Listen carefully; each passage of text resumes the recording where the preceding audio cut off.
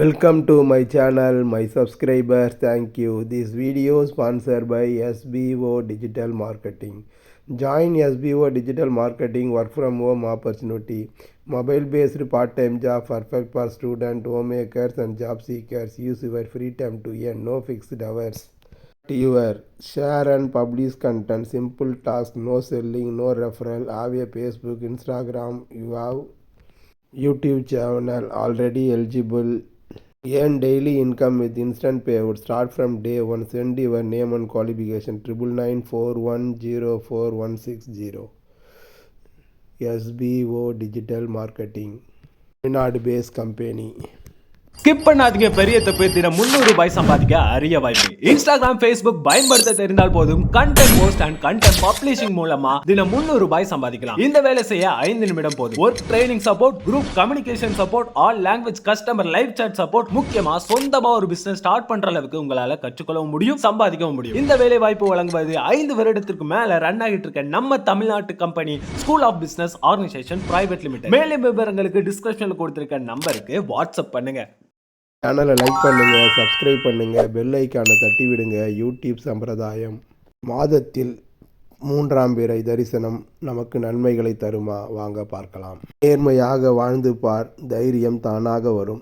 ஆரோக்கியம் என்பது உயிரோடு இருப்பதல்ல, உயிரோட்டமாக இருப்பது. நமது நலமும் பிறர் நலமும் இயற்கை நலமும் பிரிக்க முடியாது. நேற்று நீங்கள் என்ன நினைத்தீர்களோ அது இன்று நடைமுறைப்படுத்தி கொண்டிருக்கும் நம் மனம். நினச்சிருப்பீங்க கிராமத்துலேருந்து சென்னைக்கு போகலான்ட்டு, இன்றைக்கி பார்த்தா சென்னையில் இருப்பீங்க. அப்போ நம்ம நினைக்கிறோம், சில விஷயம் நடக்குது. இந்த எண்ணத்துக்கு உரியவர் சந்திரன்.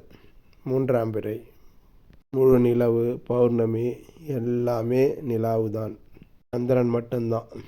அப்போது நம் மனதை சரி பண்ண வேண்டுமென்றால், சரி செய்ய வேண்டுமென்றால், மனம் ஆரோக்கியமாக இருக்க வேண்டுமென்றால் நாம் நிலாவை பார்க்கணும்.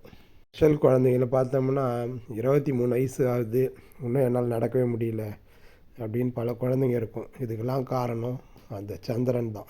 இப்போது டாக்டர் ஆண்டே போவேனாவா, நிலவையே பார்த்துன்னு இருந்தால் உடம்பு சரியாயிடுமா? அப்படி என்ன இருக்குது நிலவில்? நிலவை பார்த்தா சரியாயிடும்னு சொல்கிறது. சந்திரனை பார்க்குறீங்க சரி, ஆனால் அமாவாசை அன்னைக்கு ஏன் கடல் பொங்குது? பௌர்ணமிக்கும் கடல் அதிகமாக பொங்குது. அமாவாசையிலையும் கடல் அதிகமாக வருது, பௌர்ணமிலையும் கடல் அதிகமாக வருது. ஏன் வருது? ஏன் இந்த அமாவாசை அன்னைக்கு நடக்குது, பௌர்ணமி அன்னைக்கு நடக்குது, ஏன் மற்ற நாளில் நடக்க வேண்டியது தானே?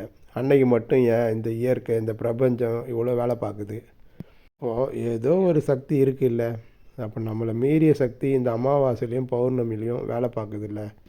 நோயால் பாதிக்கப்பட்ட உங்களை பார்த்தீங்கன்னா அமாவாசை வரத்துக்கு முன்னாள், பௌர்ணமி வரத்துக்கு ஒரு 3 நாளைக்கு முன்னாடிலாம் பயங்கரமாக டென்ஷனாக இருப்பாங்க. ஏன் அப்படி நடக்குது?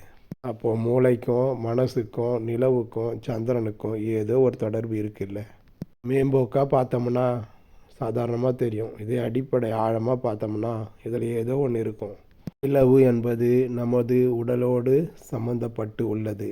சந்திரன் இல்லாமல் நம்ம மனிதர்கள் இல்லை. அதனால் நிலவுங்கிற சந்திரனை நம்ம சாதாரணமாக எடுத்துக்கக்கூடாது. நீங்கள் நிலவை பார்க்குறீங்களா? சூரியனையே நம்ம பார்க்குறது இல்லை. அது மாதிரி இன்றைக்கி போய்கிட்டுருக்கு.